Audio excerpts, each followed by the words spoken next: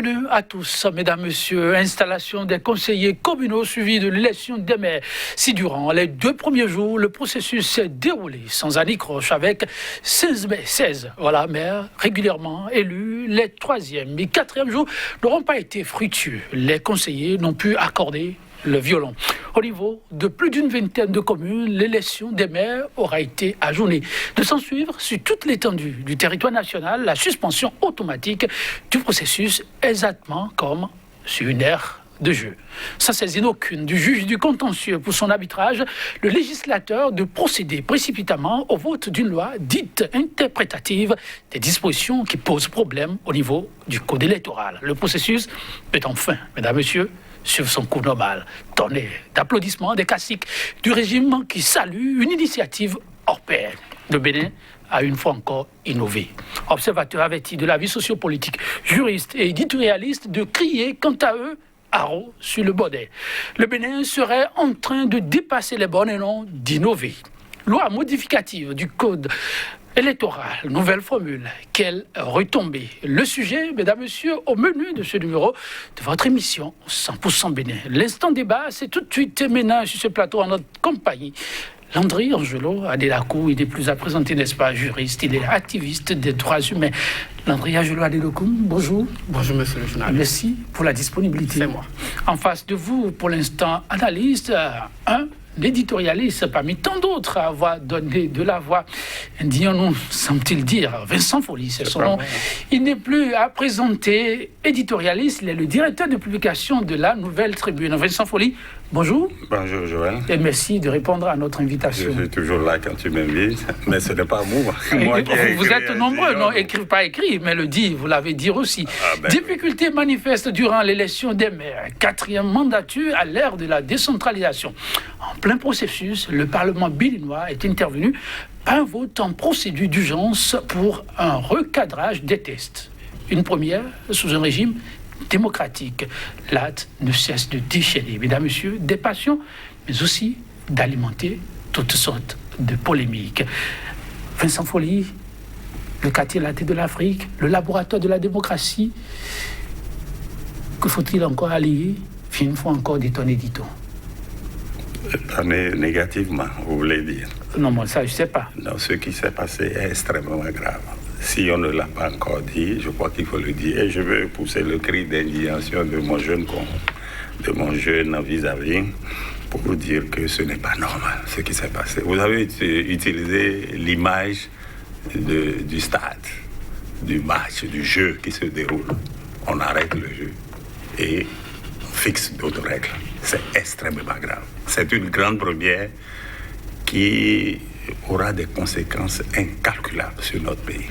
Et ça s'est fait dans une sorte de jubilation de la part de ceux qui l'ont fait, dans une sorte d'indifférence du peuple, et c'est ça qui gêne, parce que le peuple ne comprend pas ce qui se passe. C'est extrêmement grave ce qui se passe, parce que nous avons affaire à un régime qui n'a plus de limites, Désormais, tout est possible. On peut tout arrêter à tout moment et décider de tout faire. Nous en sommes là et il faut le regretter. Et ça se déroule, je veux le dire, dans un contexte de restriction des libertés publiques. Vous savez que mon journal n'est plus là.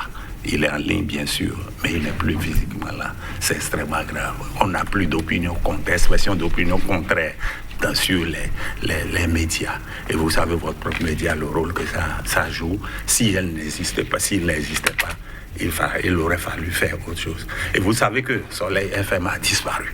Donc, il n'y a plus d'opinion contraire. Et ces gens dirigent le pays un peu sur les chapeaux de roue, sans s'inquiéter de quoi que ce soit. Ils sont dans la jubilation. Et des gens, quand je vois des députés, représentants du peuple, s'exprimer en disant « nous venons de prendre un acte extrêmement grave » pour contenter... Ils n'ont jamais dit extrêmement grave. Non, c'est moi qui dis que c'est grave. Un acte important pour contenter simplement leur électorat, c'est-à-dire leur clan. C'est-à-dire que ce qui aurait pu être la règle du jeu à l'intérieur du parti, c'est les partisans qui sont dits indisciplinés. Au lieu d'aller régler les problèmes à l'intérieur de leur parti, ils le transposent et ils prennent nos lois en otage, ils prennent le pays en otage pour faire des lois, pour contenter ce qui se passe de mal dans leur parti. Le pays est-il pris en otage? Non, rétorquent les députés de la 8e législature. Il s'agit de faire les choses avec grandeur et porter le plus haut possible le Bénin. Le Bénin qui a décidé de se révéler au monde entier, mais de fort belle manière. Et désormais, il est question donc de permettre aux formations politiques de jouer à fond leur partition. Et la démarche de ces députés, même si elle n'est pas acceptée de tous, s'inscrirait dans cette logique. Mais vous, Angelo Adelacourt, juriste, vous dites, sur ce fait, qu'il faille s'indigner. Et vous appelez tous les hommes de droit à s'indigner avec vous. Est-ce que vous avez vraiment compris la démarche des députés? Je pense qu'il ne me revient pas de comprendre la démarche des députés, il me revient plutôt d'apprécier au regard du droit ce qui s'est fait. Au regard du droit. Au regard du droit. Et alors, au regard du droit. Alors, quand je fais une appréciation, je me rends compte que nous sommes dans du non-droit. Tout simplement. Ce qui s'est fait n'est pas du droit. Non, c'est du non-droit. Arbitrage du législateur, pas du droit. Je vous dis, c'est du non-droit. Bon, vous savez, nous sommes dans un processus qui a été déclenché sous la coupole d'une loi, le Code de novembre 2019. Bien évidemment, nous l'avons dit dès le départ que ce code sera revu. Ça, c'était quand même clair dans la tête de tout le monde, en tout cas de tous ceux-là qui raisonnent de façon scientifique, de façon objective. Alors, quand vous êtes sous la coupole d'une loi, vous terminez le processus enclenché pour apprécier et faire maintenant votre relecture. Ce qui s'est passé, nous avons déclenché un processus avec une loi. Nous sommes allés aux élections malgré les injonctions de la Cour africaine des droits de l'homme et des peuples, parce que nous avons estimé que nous sommes un peuple souverain. Donc nous pouvons violer les engagements internationaux. Mais quand nous l'avons fait... n'a jamais dit ça, s'il vous plaît. Je vous parle, je suis factuel, moi. Je suis factuel, hein, je vous parle des principes et des faits. Est-ce que nous avons respecté l'ordonnance de la Cour africaine des droits de l'homme? La réponse est non. Ce n'est pas une invention. Alors, quand vous l'avez fait, et que sous la coupole de cette loi, on a choisi, on a élu des conseillers qui doivent être installés et qu'il y a eu blocage, me semble-t-il. Dites-moi, quel est ce problème que posent les dispositions dont on parle, les articles 189 et suivants? Et mieux, si, effectivement, il arrivait que ces dispositions posaient problème, la seule voie légale, c'est de saisir le juge du contentieux des élections. La seule voie légale, c'est de saisir le juge du contentieux des élections. Ce qui s'est fait, on n'a même pas cherché à saisir le juge du contentieux des élections. Par un jeu que nous n'avons pas compris, l'Assemblée nationale s'est saisie du dossier, et précipitamment, mettant en œuvre son règlement intérieur, est allé par procédure d'urgence, et rapidement on a fait une relecture. De relecture, on a complété des dispositions, et mieux, on vous dit que nous sommes en présence d'une loi interprétative et complétant la loi de novembre 2019. Vous voyez, quand vous prenez les dispositions qui ont été, je dirais, peut-être relues ou amendées, vous comprenez que nous ne sommes pas en réalité dans une interprétation des autres dispositions. Nous sommes plutôt dans une modification et complément, c'est-à-dire et complément et ajout. Modification, complément et ajout. C'est tout. Nous avons modifié ce qui se faisait. Je vous dis d'abord, premier niveau, la démarche, elle est alambiquée, elle n'est pas juridique, elle ne respecte aucune norme. C'est une violation, par exemple, de la charte de la démocratie et de la bonne gouvernance que le Bénin quand même a ratifié. Vous verrez, plusieurs fois sur ce plateau, je vous ai dit que le déclenchement, c'est-à-dire la phase, la démarche dans laquelle nous sommes, qui consiste à violer les droits humains, fera le lit à beaucoup de choses. Et nous sommes entrés. Lorsque, le 30 avril, le juge constitutionnel a rendu une décision pour vous dire que désormais, les décisions de la Cour de justice de la CEDEAO ne sont pas opposables au Bénin, nous montrent clairement que les citoyens n'ont plus le droit de saisir directement la Cour de justice de la CEDEAO. Vous comprenez qu'aujourd'hui, ce qui s'est fait est contraire à la charte dont je vous parle. Or, la Cour de justice de la CEDEAO est là pour veiller au respect de cette charte dont je vous parle. Cela voudrait dire, si la Cour constitutionnelle n'avait pas rendu sa décision un peu plus tôt, aujourd'hui, les citoyens devaient pouvoir se rendre devant cette juridiction. Mais vous direz, puisque nous avons déjà dit que c'est à croire que la Cour constitutionnelle s'est rendue complice de ce qui se joue. Je ne saurais le dire, je veux être factuel. Elle n'est pas encore intervenue, la Cour. Voilà, elle n'est pas encore intervenue. Je ne saurais le dire. Oui, mais ce que je vous dis, c'est qu'il y a une décision de la Cour qui est venue le 30 avril. Or, nous savons que ce qui se passe maintenant, je vous dis, c'est une violation de la charte africaine de bonne gouvernance et de la démocratie, que le Bénin a ratifié, que la Cour de justice de la CEDEAO est censée veiller au respect et à l'application. Quand cette charte est violée par un État, les citoyens de la communauté saisissent la Cour de justice de la CEDEAO sur la base de la violation de cette charte. Mais je vous dis que depuis le 30 avril, le juge constitutionnel béninois a dit que les décisions de la Cour de justice de la CEDEAO ne sont plus opposables au Bénin.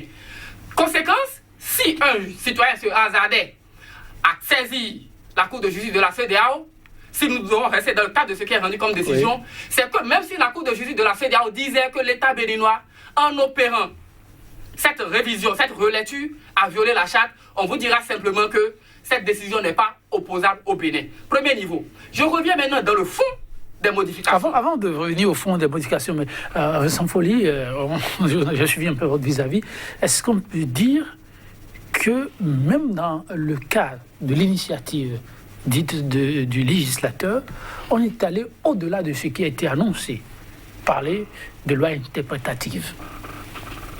Oui, je crois que l'énoncé de leur loi a été loi interprétative. Oui. C'est les documents qui ont circulé sur les réseaux sociaux parlant de ça.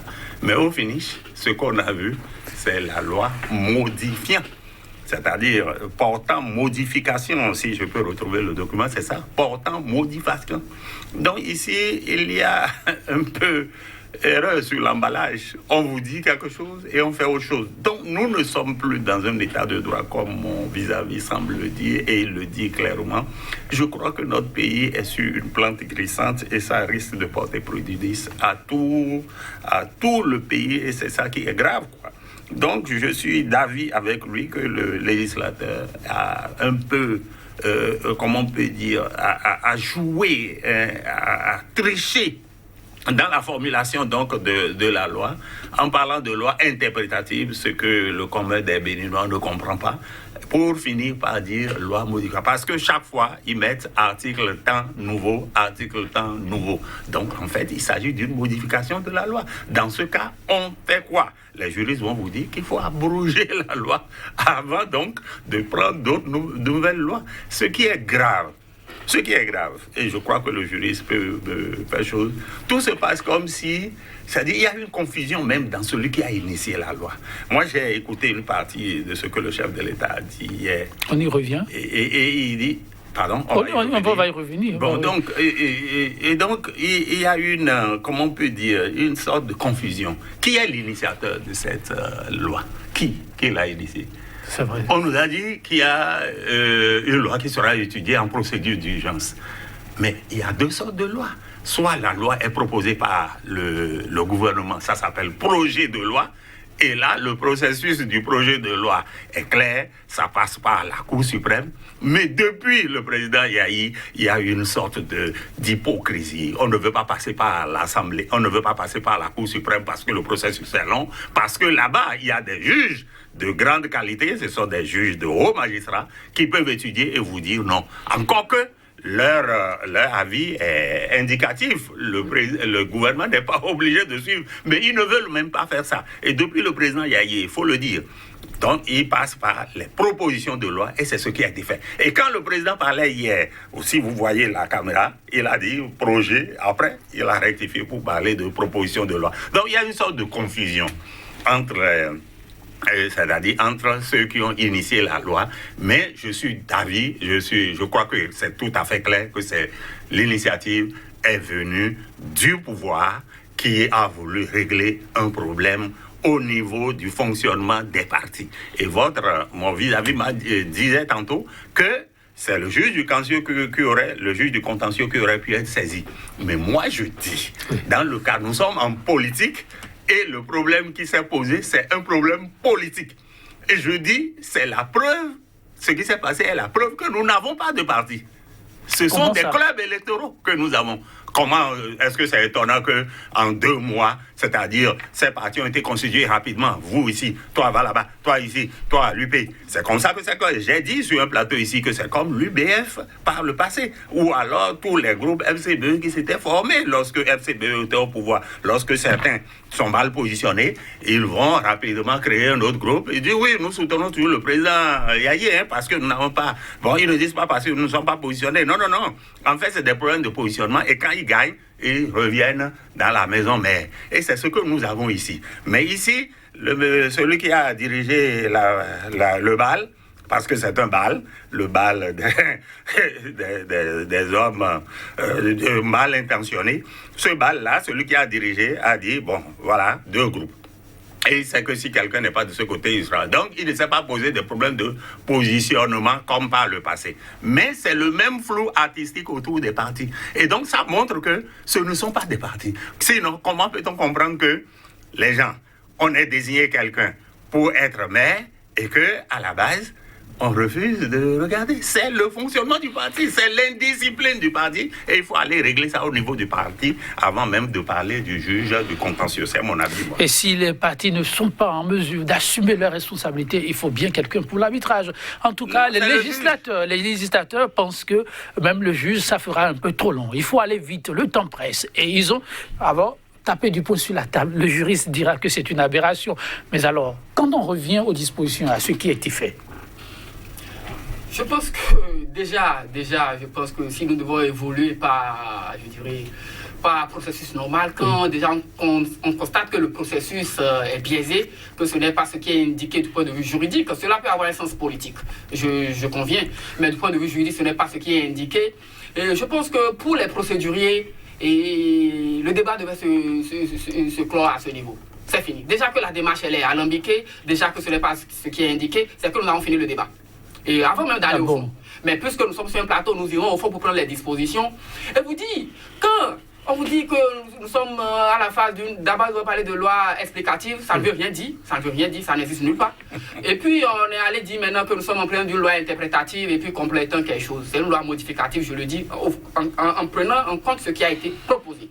Alors, quand vous prenez les dispositions, au départ, avant la modification, on nous disait que le maire et ses adjoints, l'exécutif communal bien évidemment, vient du parti majoritaire. Ouais, du parti majoritaire. Et donc, c'est le parti majoritaire qui propose ces gens, quand vous avez la majorité absolue bien évidemment, et maintenant le conseil communal passe à l'élection. C'est cela. Mais aujourd'hui, on a changé les règles. Vous voyez la modification, ce n'est pas de l'interprétation. On a changé les règles pour vous dire désormais, c'est le parti politique qui a la majorité qui propose l'exécutif communal. Oui. Donc ce n'est plus une élection, c'est le principe. Le principe aujourd'hui, en temps, le principe, c'est une élection. C'est vous qui avez gagné, vous avez la majorité absolue. Donc c'est de votre côté, on prend le maire et tous les autres, et ses adjoints et autres. Mais aujourd'hui, on vous dit, c'est le parti politique qui a cette majorité absolue qui désigne le maire et ses adjoints. Cela voudrait dire que les conseils communaux ne passent plus à l'élection du maire et ses adjoints. Le principe. On fait un premier bémol, une première pondération donc, pour nous dire, lorsque vous n'avez pas la majorité absolue, vous passez à un accord de gouvernance communale avec d'autres partis pour pouvoir faire la majorité absolue. Oui. Donc vous voyez, c'est du français, mais les négociations en façon là, donc un accord écrit, formel, que vous notifiez bien évidemment au préfet. Donc, et ensemble, vous vous entendez pour distribuer les postes. Là, on passe maintenant à une dernière pondération. On vous dit, lorsque le premier cas a échoué, le second cas a échoué, alors maintenant, vous passez au vote, à l'élection. Jusqu'à ce qu'on dégage. Jusqu'à ce qu'on dégage. Donc, chaque fois c'est toujours égalité, vous procédez à l'élection jusqu'à ce qu'on arrive désormais à dégager l'exécutif communal. Dites-moi, quand vous prenez cette disposition nouvelle, article 189 nouveau, et l'article 189 ancien, l'interprétation est où dans cette disposition? Quand le principe pour l'ancien code, c'est l'élection par le conseil communal, et le principe pour le nouveau code, c'est la désignation par le parti politique, l'interprétation est où? C'est une modification. Et mieux, quand vous observez bien, nous sommes en train d'empiéter même sur les bases de la décentralisation. Comment ça? Empiéter sur les bases de la décentralisation? Ah oui, c'est un modèle. Le modèle que nous avons choisi jusque-là et qui, peut-être même, a eu quelques discordances de sens, d'ailleurs, ne sont pas totalement d'avis, mais qu'on est en train de respecter depuis lors, et qui a été même bien assis par le code de 2013, c'est que c'est le conseil communal qui élit les maires, ses adjoints et les chefs d'arrondissement et autres. Mais aujourd'hui, non, je vais finir. Oui. Mais aujourd'hui, nous l'avons modifié. Ce sont les partis politiques qui désignent les maires et leurs adjoints et autres. Donc, la décentralisation a pris un coup. Et pour des questions du genre, il est important d'aller à une assise, de multiplier les séminaires, s'entendre sur ce qu'il faut retenir ou pas. Mais du jour au lendemain, en moins de 24 heures, des 10 représentants du peuple se sont permis de foutre en l'air un choix qui est désormais un droit acquis dans notre vie, dans notre vie Vincent politique. Folly, faut-il vraiment craindre pour la décentralisation? Mais il faut craindre ce qu'il dit est très pertinent parce qu'on ne comprend pas. C'est-à-dire que les lois sur la décentralisation ont été prises après mes séminaires, mes colloques. Il faut lire feu M. Adjaro, Richard, qui est un des meilleurs cadres que nous ayons sur le sujet. Il y en a d'autres. Et qui ont beaucoup réfléchi. Et les tests sur la décentralisation sont très clairs. Le maire est élu par le conseil communal. Et c'est là la démocratie, le sens de la démocratie à la base. Alors, je vais faire une petite digression pour dire que quoi. Le législateur en est venu à imaginer la création ou bien la naissance ou l'invention d'un code pour effectivement montrer que le code, c'est quelque chose qu'on ne peut pas modifier. Avant, nous avions des lois électorales. Et chaque année, on changeait. Et puis, on a dit, il faut maintenant un code. En 2013, on a fait le premier code. Il y a des insuffisances, certainement. Et les grands juristes vont vous dire qu'il y a quelques erreurs. Mais le code, là, a déjà été modifié 2 fois. Et c'est la 3e fois qu'on le fait. Ils ont fait un premier code en 2018. En 2019, après le fameux dialogue, ils ont fait ce code en créant les 10% complètement et antidémocratique. Moi, je croyais que quand ils s'étaient réunis, c'était pour revenir sur les 10% parce que ça a au moins fait des victimes dans le pays, au moins une victime dans une grande ville. Imaginez qu'une ville comme Porto-Novo, qui élit des représentants à tous les niveaux, qui est majoritaire, n'aura pas. Il ne sera même pas représenté au niveau du conseil communal pour dire, voilà, je veux choisir. On lui dit, vous n'avez pas eu 10% au plan national. C'est extrêmement grave. Je pensais qu'ils allaient revenir là-dessus dans un élan de contrition, mais ils ne l'ont pas fait. Maintenant, ils ont modifié. Et voilà ce qu'ils disent. En 2019, quand ils ont modifié le code de 2018 disait quoi? Que le maire et ses jardins, le maire est choisi par la liste majoritaire. Suivez bien, la liste majoritaire. Alors, en 2019, ils ont modifié en disant c'est le parti majoritaire qui choisit la loi, qui choisit le maire. La liste majoritaire et le parti majoritaire. Il y a une différence. Oui. Parce qu'ils ont vu toutes les jongleries qu'il y a eu au niveau de Parakou pour faire élire mon confrère Charles Tokor, comment la majorité a pu basculer rapidement pour faire élire, alors que la Cour suprême a donné un jugement que je me garde de juger ici. Mais cela dit, ils ont dit liste majoritaire, ils ont éliminé liste et ils ont dit parti majoritaire. On en était là, ça n'a pas suffi. Normalement, ça devait être clair. Le parti majoritaire, par exemple dans Cotonou, c'est UP qui a gagné, et BSUI, et puis FCBE, ça devait être facile, le parti UP. Mais il se fait qu'à Cotonou, il se pose un problème. 2 mois avant, on nous a parachuté quelqu'un d'une ville, et on dit, c'est lui qui sera le maire. Mais est-ce que les négociations ont été faites au niveau du parti avant de déterminer ça? C'est tout le problème qui se pose au niveau de Cotonou, de mon point de vue, sans compter les petites ambitions personnelles au niveau de certains, parce qu'en dehors du maire Atropo, il y a l'ancien maire, l'ancien maire, qui est parmi les autochtones aujourd'hui. J'ai vu des titres pour dire que les autochtones de Cotonou revendiquent. Autochtones de Cotonou, où sont-ils? Ben moi, je veux savoir. C'est les rois. Ben, je suis parmi les autochtones de Cotonou. Vous n'êtes pas candidat. Cela dit, les autochtones de Cotonou se revoltent. Mais quelle discussion il y a eu au sein du parti avant qu'on ne choisisse ce monsieur Luc Atropo, qu'on le fasse parachuter dans Cotonou? Cela dit, c'est tout simplement pour vous dire que le désordre est créé par l'absence de vrais partis, il n'y en a pas, et ils veulent imposer la loi des partis sur la loi de la démocratie. C'est ce que tentait de dire mon... Imposer la loi des partis sur la loi de la démocratie, avec pour quelles conséquences? La conséquence, c'est le désordre qu'on va observer, et on n'a pas fini. Avec ce qu'on vient de voir, on aura encore d'autres désordres. Regardez, ne dites pas que le législateur sera obligé de taper encore du poing sur la table. On attend ce législateur. J'aimerais bien le voir taper encore du poing sur la table et j'espère qu'il va taper dans le bon sens maintenant. C'est la preuve d'ailleurs que ce Parlement est illégitime. Non, non. Vous ramenez encore ce débat, M. Vincent Folli? Mais il est d'actualité. Toujours? Quel est le Parlement qui vote les trucs à l'unanimité sans s'interroger sur le contenu des lois, sur votre main levée, il ne faut pas les féliciter. On ne voit pas ça tous les jours. C'est vous qui pouvez les féliciter. Moi, je ne peux pas les féliciter. J'ai suivi d'ailleurs le président de l'Assemblée dire écoutez, je ne vois pas les doigts levés. Et la minute d'après, quelqu'un était en train de compter. C'est heureusement que les réseaux sociaux existent. Oui. Quelqu'un était en train de compter. Il dit non, j'ai vu tous les doigts. Mais pour vous, ça a un sens? Mais c'est tellement clair. Qu'est-ce qui est clair? Que les yeux fermés, tout le monde vote. On ne peut pas avoir un Parlement comme ça. C'est indigne du Bénin. Ce n'est pas le Parlement que nous avons voulu. Vous refusez qu'une fois le Bénin soit en train d'innover pour les autres? Innover quoi? Dans quoi? Dans le Vous avez suivi?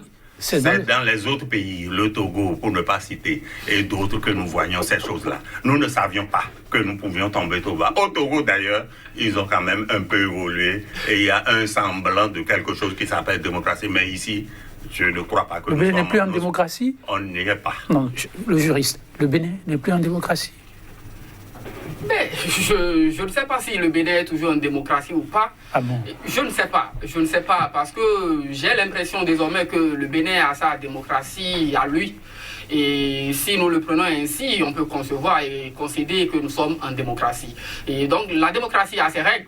Et déjà, nous sommes en train de parler de la démocratie à la base qui est en train, pour le moment, d'être malmenée. Malheureusement, beaucoup de gens ne perçoivent pas les sujets sous ce temps.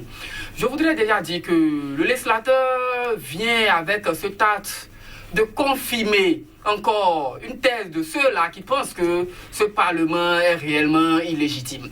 En ce sens que l'illégitimité ou la légitimité d'un Parlement tient généralement à deux points. Deux points, la légitimité organique et la légitimité fonctionnelle. Oui. Légitimité organique qui renseigne, qui renvoie aux modalités de désignation, d'élection de ceux-là qui vont siéger au Parlement. Et vous n'êtes pas sans savoir que les législatives de 2019 restent ce qu'elles sont. On ne reviendra pas là-dessus. Et la légitimité fonctionnelle qui réside dans l'activité législative, donc dans la qualité de l'action de l'Assemblée nationale. Donc vous continuez de dire que cette action n'est pas qualitative. Je suis factuel. Moi, je n'invente rien, je suis factuel. Donc dans la qualité des lois qui sont proposées par l'Assemblée nationale. Lorsque l'Assemblée nationale se permet de faire ce qu'elle a fait pour régler un problème de fonctionnement interne des partis politiques, alors que nous sommes en plein processus électoral et que le législateur béninois est censé comprendre que la charte de la démocratie et la bonne gouvernance en Afrique lui interdit de toucher avant 6 mois à une loi électorale. Plus grave. Sans consensus. Plus grave, sans consensus. Voilà, c'est ça, le principe c'est ça, mais la pondération c'est que quand il y a consensus, même à un jour, vous pouvez toucher. Oui. Quand il y a consensus. Oui. Donc, quand on va encore plus loin, nous sommes dans le processus. Cela ne se passe nulle part. Nulle part au monde. Et vous déniez au Bénin d'innover. Je ne sais pas ce que vous appelez innovation. Moi, je vous parle. Les députés se sont expliqués, ça ne vous convainc toujours pas. Vous savez, moi, je suis ici juriste. Moi, je parle des principes de droit. Les arguments des hommes politiques, moi, ne m'intéressent pas. Je ne suis pas conseiller politique. Moi, je vous parle de ce qui est droit. Ok. Voilà, technique, c'est droit. Donc, je vous dis, en droit, ce qui s'est fait ne se fait nulle part. Vous ne verrez aucun juriste sérieux vous dit que ce qui s'est fait a une base légale et juridique et se passe quelque part. Ça ne se passe nulle part. Mais je ne sais pas. Peut-être qu'au Burundi, en Somalie, cela se passe. Je ne sais pas. Les pays du genre ou bien le Rwanda ne sont pas des références pour nous autres juristes. Absolument. Vous comprenez? Donc nous avons un canevas, nous avons des principes sur lesquels nous nous basons. Et je vous cite un test au niveau communautaire. Je vous dis la charte sur la démocratie et la bonne gouvernance qui dit que vous ne pouvez pas toucher à une loi électorale à 6 mois des élections sans consensus. Alors quand il y a consensus, vous pouvez toucher à la loi électorale. Et je vous dis, en droit, vous ne pouvez pas toucher à une loi alors que vous venez de déclencher un processus. Vous attendez l'aboutissement du processus pour venir faire votre relecture. Et je vous dis, ce qui s'est fait, on nous a parlé de loi interprétative, mais en réalité, c'est une loi modificative, parce que cette loi est venue modifier... Alors, si le juriste devrait apporter une contribution au débat qui se mène et à ce qui a été fait, vous direz quoi? Une copie à retirer, à déchirer? Non, je pense que le juriste devait être tranquille si l'on considère que nous sommes dans un État où chaque institution de la République joue convenablement son rôle. Vous savez, la séparation des pouvoirs telle que pensée déjà dès Hobbes, John Locke et puis Montesquieu nous renseigne tout simplement que lorsque le Parlement, le législatif, le gouvernement, l'exécutif veulent dérailler, il y a quand même ce pouvoir-là, le pouvoir judiciaire, dans lequel on met également le pouvoir juridictionnel, donc la Cour constitutionnelle, pour taper du poing sur la table. Et ça, c'est le rôle du juge constitutionnel. Et donc, étant juriste, je dois pouvoir de bonne foi être tranquille et m'assurer que le juge constitutionnel appréciera et dira le droit pour dire à ceux-là que ce qui est fait, franchement, ce n'est pas bien. Le juge constitutionnel doit pouvoir dire oui, dans son âme consciente. Il comprend que vous avez des difficultés, vous êtes en face des gens qui sont entre griffes des indisciplinés, qui ne veulent pas respecter les conseils des partis, nous convenons. Mais du point de vue du droit, c'est ce qui intéresse le juge constitutionnel, c'est le droit qui l'intéresse. Il vous dira tout simplement que ce qui est fait n'est pas correct. Ce qui est fait n'est pas correct. Est-ce que le juge constitutionnel ira dans ce sens? Dans quelques heures, on sera situé. Mais en attendant, le débat qui fait rage réagit ça et là, n'a pas laissé indifférent le chef de l'État. Il a donc cherché à rencontrer les acteurs politiques, les formations politiques, celles-là même qui ont pu compétir pour ces communales. Son mot introductif, je vous le livre, on y revient amplement. Je le lis et je le cite. J'ai convoqué cette séance pour échanger avec vous en raison de la sensibilité du sujet. J'ai assisté avec un soulagement au vote hier, 2 juin. On était là au mercredi 3, à l'Assemblée nationale. J'ai décidé donc que si la loi était votée, et avant de saisir la Cour constitutionnelle pour la conformité avec la loi fondamentale, il fallait échanger avec vous, formation politique, pour m'assurer que dans son contenu, elle répond aux soucis des uns et des autres dans le cadre de la réforme du système partisan, et que son contenu répond aux préoccupations actuelles sans remettre en cause l'esprit de la loi. Il n'y a pas de honte à faire quelque chose et à revenir là-dessus quand il y a des difficultés. Fin de citation. Je m'en arrête là. Fin sans folie. Je vais faire 2 remarques en attendant que le juriste parle. 2 remarques. La première, c'est, j'ai le texte exactement, je voulais le citer, je me réjouis que vous l'ayez, je l'ai ouvert sur ma page. Je suis indigné. Avec ça? Que ce discours-là soit passé hier. Comment Le ça? chef de l'État, vous voyez son discours, qu'il a attendu avec soulagement que la loi ait été votée. Qui a proposé cette loi? Donc, regardez, les mots trahissent la pensée des gens. Moi, je demande simplement aux Béninois de rester les yeux ouverts et de voir ce qui se passe dans le pays. Ce n'est pas normal. Le chef d'État aurait pu consulter les chefs de parti avant, en amont. On fait quoi quand quelque chose comme ça se passe? On fait quoi? Et il aurait les avis. Il paraît qu'il y a eu des discussions, que les gens même auraient posé des problèmes de parrainage, mais qu'on a botté en touche. J'étais curieux de savoir si la question va être réglée. Mais j'ai dit quelque chose au début. Nous sommes entrés dans un processus où tout peut arriver. Oui. À tout moment, ce gouvernement peut décider de changer les lois. C'est le message qu'on vient de nous envoyer. C'est le message, ça? Oh oui, c'est le message. Ne dites pas que vous voulez dire que même on peut démarrer la présidentielle. Et puis... Non, des gens en ont ri sur les réseaux sociaux que je lis beaucoup. En l'absence de mon journal aujourd'hui, je n'ai que ça pendant que je fais mon site en ligne. Mais c'est extrêmement grave ce qui se passe. Ce qu'il vient de faire là, c'est extrêmement grave. Il a décidé d'envoyer une loi à l'Assemblée. Après, il rencontre les acteurs pour dire qu'est-ce que vous en pensez. Mais je vais saisir la Cour constitutionnelle. Regardez le processus. C'est biaisé. Le deuxième point, oui. Le deuxième point, le fondamental. Il a dit quelque chose et je veux attirer l'attention des politiques. Je l'ai dit à quelques politiciens hier. Je leur ai dit, ce qui s'est passé là est extrêmement grave et montre que notre pays n'a pas de mémoire. Il dit, oui, à la fin de son texte, il n'y a pas de honte à faire quelque chose et à revenir là-dessus quand il y a des difficultés. il n'y a pas de honte à faire quelque chose et à revenir là-dessus quand il y a des difficultés. Où est la gravité? Je vais aux juristes et j'ai dit aux politiciens hier, ce qui s'est passé là, ce que le chef de l'État vient de faire là, montre que en 2018, lorsqu'on préparait les élections, comment on appelle, 2019, législatives, 2019, et qu'on est arrivé à un moment où le chef de l'État a dit, écoutez, moi je suis embarrassé, j'ai 2 partis, je suis gêné, mais je veux que plusieurs participent. Mais alors, qu'est-ce que je fais? Rapidement, on a vu, il a demandé au président Mbeki d'aller discuter de ça avec les parlementaires. Ensuite, voilà, qu'est-ce qu'on a vu après? C'est le chef d'État qui convoque l'Assemblée, un conclave illégal, je dis toujours, les chefs d'institutions qui se regroupent. Il n'y a rien de tel. Nous sommes en régime de séparation de pouvoir. Le conclave ne devrait pas exister. Il rassemble le conclave et on décide que les élections vont avoir lieu. Le président Mbeki n'avait pas fini les négociations. Mais je vais vous dire une chose aujourd'hui, messieurs les juristes. De grands juristes avaient dit à l'occasion, j'ai publié leur texte, que le chef d'État avait le pouvoir d'utiliser l'article 68 pour mettre fin au blocage qui empêchait les partis d'opposition de compétir. Que c'est l'article 68. Et j'ai dit à ce monsieur, professeur d'université, que ce n'est pas possible. Nous sommes en politique, c'est une décision politique que le chef de l'État doit prendre. Il fait un discours à la nation, il dit, voilà, la loi que je viens, le code que je viens de modifier, ne nous permet pas d'aller aux élections dans les conditions normales.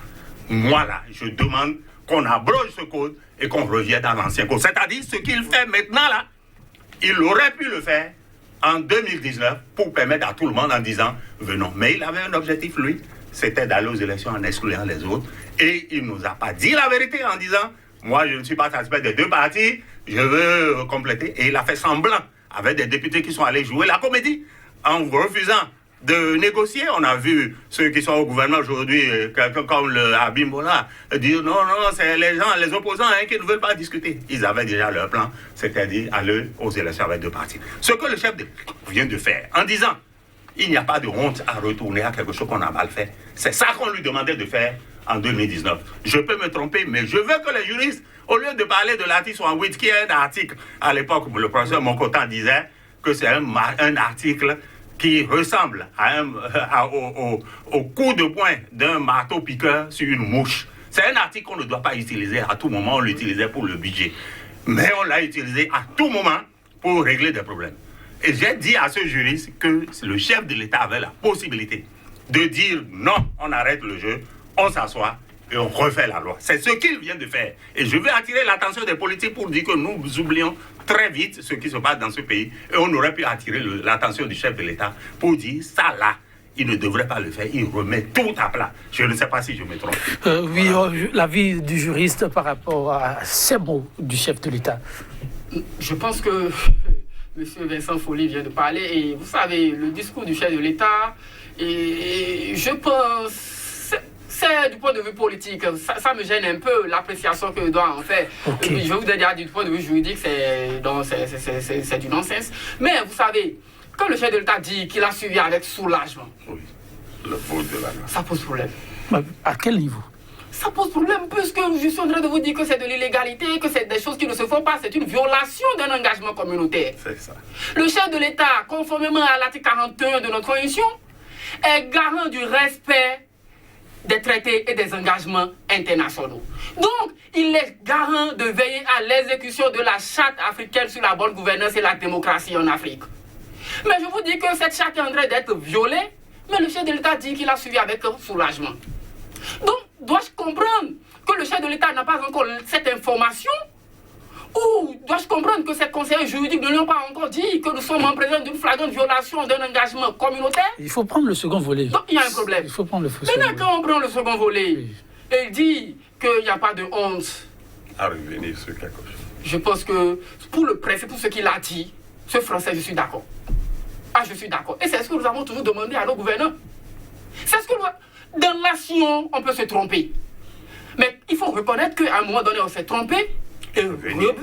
Est-ce qu'il ne faut pas considérer alors, que... je me dis, oui, cette phrase, je crois qu'il aurait sorti en 2018. Et en 2019, vous voulez dire? Non, 2018. Oui, oui. Ça a démarré en 2018. Oui, les problèmes. En 2018, que nous ne serons pas là où nous sommes aujourd'hui. Mais s'il faut pas... Que Dame Prudence n'aurait pas perdu sa vie à Kadian. Oui. Est-ce que vous voyez? Oui. Que des gens ne seraient pas embarqués dans une aventure dans nos prisons. Oui. C'est de cela il est question. Cette phrase, c'est une phrase que j'approuve, que je partage avec le chef de l'État. Mais je pense que cette phrase a plus sa place en 2018 qu'en 2020. Alors, je vais vous demander, vous deux, puisque vous partagez presque le même point de vue par rapport à cette phrase prononcée, est-ce qu'il ne faut pas considérer simplement que le chef de l'État, à l'écoute de son peuple, a beaucoup appris des incidents de 2018-2019 pour pouvoir adopter la posture qu'il adopte aujourd'hui? Vous savez, je ne suis pas dans la tête ni dans le cœur du chef de l'État, mais quand j'apprécie, je vous dirai tout simplement que tout ce qui est en train de se passer n'a de sens que du point de vue politique.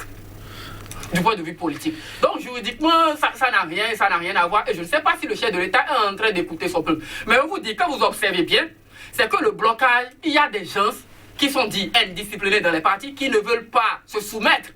Et c'est cela, c'est ce qui a été dit. Ce qui est en train de se passer, en fait, c'est l'échec de la réforme du système partisan. Une fois encore. Ah oui, nous l'avons dit plusieurs fois, que ce qui est en train de se passer n'est pas une bonne réforme. Il fallait prendre son temps et faire des réformes justes. On y revient. Vous permettez, l'émission tire à sa fin. Je vais vous demander, je m'en voudrais de ne pas le faire avant qu'on ne se sépare. Alors, vous avez suivi les formations politiques. À l'unanimité, l'initiative du chef de l'État a été saluée. Et d'aucuns ont fait d'autres suggestions quant à aller vers les alliances, comment pouvoir conjuguer les efforts lorsqu'on peut s'entendre en termes de majorité pour faire d'autres désignations. Mais sur le principe, la démarche est saluée par tous. Par qui? Les politiques qui étaient... Lesquels politiques? Mais vous les avez suivis? Qui sont autour de lui. La mouvance présidentielle, oui. Où sont les opposants? Où sont les libres penseurs comme nous? FCBE, c'est était dans la salle. C'est un parti, ça? Officiellement, oui. Vous avez... La preuve est là, de toutes les façons. Ce que nous avons dit ce matin doit montrer que ce qui a été fait est illégal. Le chef de l'État aurait pu adopter cette attitude en 2018, comme il le rappelle. Et je l'ai dit tantôt, que nous serions en paix aujourd'hui et beaucoup de choses que nous avons déplorées. Mais il ne doit pas le faire maintenant. Pas maintenant, c'est-à-dire au moment où l'élection des maires est en cours. Il doit attendre le processus et finir ça pour revenir sur ce code qui est un mauvais code. Votre conclusion? Ma conclusion est que nous sommes dans une zone de turbulence. Le chef de l'État est du côté de sa mouvance, c'est désormais la fuite en avant. Il faut craindre la fuite en avant. C'est-à-dire, plus rien n'est impossible aujourd'hui. On peut tout arrêter. On peut décider de tout et faire tout ce qu'on veut. Vous parlez de la Cour constitutionnelle. Moi, je jure, mes grands dieux, de voir ce qu'elle va dire ce soir. Mais je ne me doute de rien. Parce que je connais monsieur le Président, qui était mon ami. Et je sais dans quel sens il pourrait aller. Normalement, il devait déclarer cette loi illégale, anticonstitutionnelle. Pourquoi? Regardez, dans la loi, c'est ce que je veux ajouter pour finir. Dans la nomenclature des lois, ce qu'il a dit, la pondération qu'ils ont observée, premier choix, c'est-à-dire le parti désigne son maire. Deuxième, il y a élection, parce que des gens s'entendent pour faire une gouvernance. Mais alors, excusez-moi, le jury pourra me rectifier. Est-ce que ce n'est pas ça qu'on a refusé lorsqu'on a dit qu'il n'y aura plus de coalition? Merci Vincent Folly. Merci à vous Vincent Folly. On reviendra, on suit de près la décision de la Cour constitutionnelle. Une seconde. Une seconde, c'est d'inviter le juge constitutionnel à bien étudier cette loi et inviter le peuple, si la décision du juge constitutionnel était autre, à saisir la Cour de justice de la CEDEAO pour se faire. Merci à vous, Angelo Ladiakou. Merci également à vous, Vincent Folly, chers téléspectateurs. Merci pour la complicité. Un grand merci au réalisateur du jour. 100% Bénin, on s'en arrête là. Quitte à poursuivre plus tard cette émission, il y aura un autre numéro parce que le juge réagira. Cette citation de Gandhi, enfin, pour prendre congé de vous, dès que quelqu'un comprend qu'il est contraire à sa dignité d'homme d'obéir à des lois injustes, aucune tyrannie ne peut la servir. Juste comprendre et ensuite s'engager, s'en désemparer. À très bientôt pour notre plateau de 100% Bénin, toujours avec le même entrain. Au revoir.